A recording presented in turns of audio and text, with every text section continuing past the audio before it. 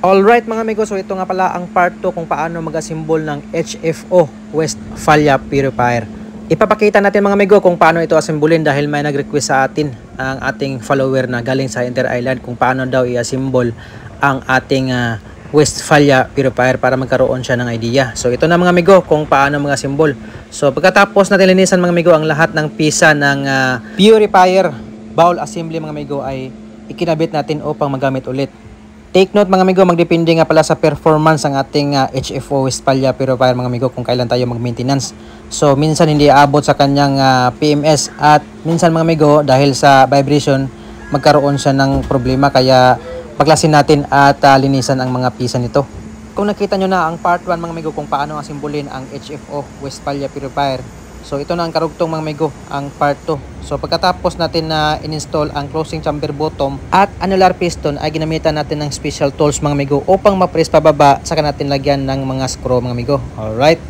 Gamitan natin ng sliding piston na nakataob at pukpukin ng rubber mallet. So ang purpose nito mga amigo upang ma-fit ang annular piston at closing chamber bottom sa baba mga amigo at hindi magtabingi. Saka natin lagyan ng screw.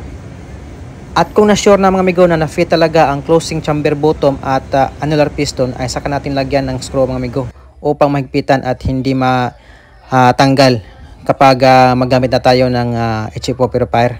Kapag nahigpitan na lahat ang screw dito sa closing chamber bottom mga amigo, saka natin ikabit ang sliding piston. Walang palatandaan mga amigo kung paano magkabit ng sliding piston dahil wala siyang zero mark. So it means mga amigo sa ilalim ng purifier, kung tumatakbo ng purifier ay movable to mga amigo. Kaya wala siyang marking. So pagkatapos natin ikinabit mga amigo ay ginamitan natin ng special tools upang ma-press siya pababa mga amigo at hindi tayo mahirapan mamaya pag install ng top cover ng ating purifier.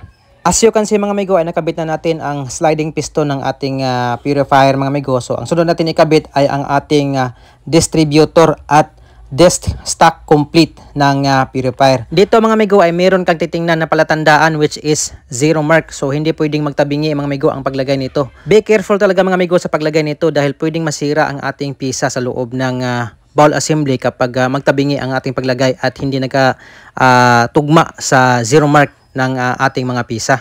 As you can see mga amigo, nakabitan natin sa tamang posisyon ang distributor at disc stock complete mga amigo dahil dito sa marking sa bowl bottom at distributor na dapat tugma talaga mga amigo.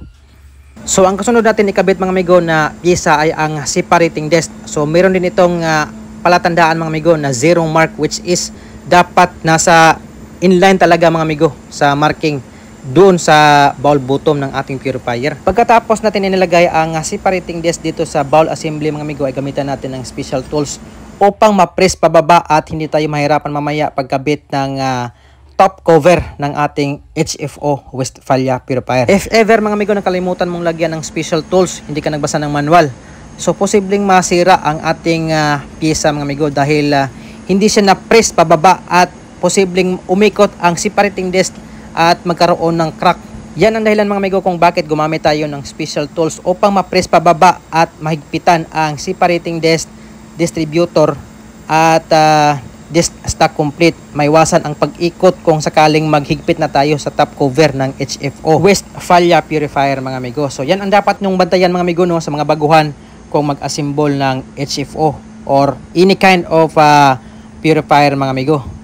Dito mga amigo ay kinabitan natin ang top cover ng HFO Westphalia Purifier at inikot pakaliwa dahil left hand threaded ito mga amigo. Yan ang dapat yung bantayan upang hindi masira ang thread. Ayan, so lagyan ng special tools. Yan ang ginagamit natin mga amigo upang mapukpok natin mamaya ang top cover at mahigpitan ng maayos.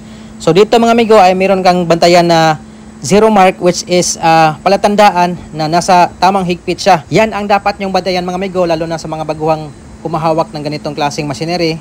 So meron itong palatandaan mga amigo dito sa top cover at bowl bottom. So dapat naka-inline ang marking upang makita nyo mga amigo na nasa tamang higpit or tamang posisyon ang ating pag-assemble ng ating Westphalia Purifier Bowl Assembly. As you can see mga amigo, nakabitan na natin ng special tools pang higpit. So this is the time mga amigo na gamitan natin ng mallet at pukpukin pakaliwa upang mahigpitan ng maayos ang top cover. Be careful lang mga amigo sa pagpukpok nito, baka madali ang iyong paa dahil made from stainless itong ating dalang mallet. Alright. Dito mga amigo ay sinisilip ko ang marking between sa ball bottom at top cover kung saan na ang marking upang malaman natin mga amigo kung ilang pukpok na lang or ilang distance na lang ang pagitan sa dalawang marking.